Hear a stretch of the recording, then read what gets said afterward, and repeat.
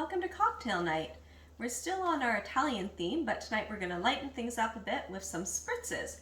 So we're going to start with the classic Aperol Spritz and then move on to the lesser known Limoncello Spritz.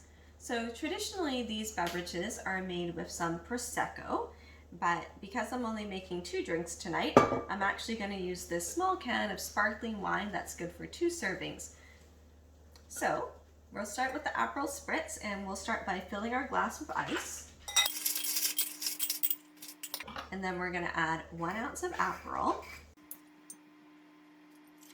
And we're going to top it off with some Prosecco or sparkling wine.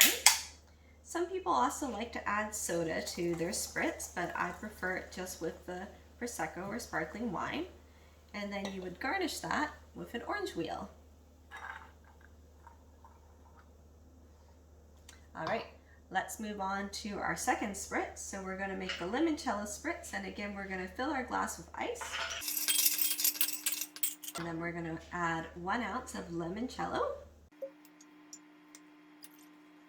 And we're going to top it off with our Prosecco or sparkling wine, depending on what you have on hand.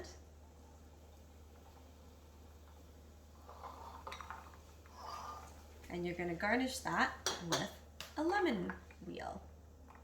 So, salute!